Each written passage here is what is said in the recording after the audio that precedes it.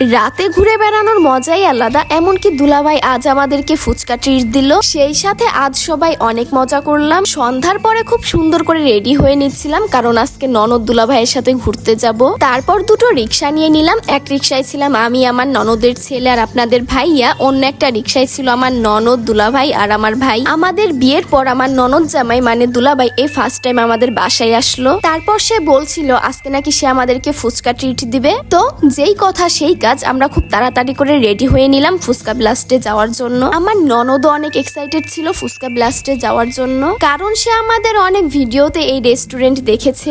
যাই হোক, তারপর একটা সিট খালি হওয়ার পর আমরা সবাই বসে পড়লাম। আমার ননদের ছেলে সিয়াম, সেও এখানকার ফুচকা অনেক পছন্দ করে। সেও তার মামার সাথে একবার এসেছিল। তারপর সবাই মিলে ভাবছিলাম কোন কোন ফুচকা অর্ডার দিব, কারণ ফুচকার আইটেম ছিল প্রায় 6-7টা। তারপর আমি আমার ফেভারিট ফুচকা টইটম্বর অর্ডার করে দিলাম। আমার ছোট ভাই অর্ডার করলো ভেলপুরি, সিয়াম অর্ডার করলো টইটম্বর। আমার ননদ নিয়েছিল রেগুলার ফুচকা আর দুলাভাই নিয়েছিল দই ফুচকা। তারপর দেখতে না দেখতে একটা একটা করে আমাদের ফুচকা এসে হাজির, কিন্তু আমার ভাইয়ের ভেলপুরি এখনো আসেনি। এইদিকে ফুচকা পাওয়ার সাথে সাথে সিয়াম আর ওয়েট করতে পারছিল না। এইদিকে আমার ভাই বেচারা সবার খাওয়া দেখছিল। যাই হোক, তারপর সবাই খাওয়া দাওয়া শেষে চলে গেলাম শক্তি পরীক্ষা করতে। ফুচকা খাওয়ার পর সবার শরীরে কি পরিমাণের এনার্জি এসেছে সেটাই দেখতে গেলাম। আমার জামাই কিন্তু এখানে একটাও ফুচকা খায়নি, তাই তার শক্তিও হয়নি। সে মাত্র 641 স্কোর করতে পেরেছে। বেচারা খুবই দুঃখ পেয়েছে। কিন্তু এইদিকে আমার ভাই চিকুন হলেও শরীরে ছিল প্রচুর শক্তি, সে এক ঘুষিতেই 709 স্কোর করেছে।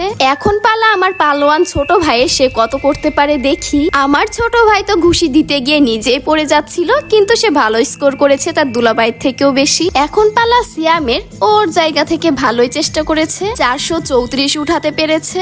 এখন পালা দুলাভাইয়ের, সে এমন ভাবে ভাবসাপ নিয়ে দাঁড়াচ্ছিল যেন সে 1000-এর উপরে উঠিয়ে ফেলবে। সে ঘুষিটাও কিন্তু অনেক জোরে মেরেছিল, কিন্তু দুঃখজনক ব্যাপার হলো সে 572-এর উপরে উঠাতেই পারিনি। আর একটু হলে বেচারার হাতটা ভেঙে যেত। তো যাই হোক, আজকের মতন ভিডিওটা এখানে শেষ করছি। দেখা হবে নেক্সট কোনো ভিডিওতে। সবাই ভালো থাকবেন। আল্লাহ হাফেজ।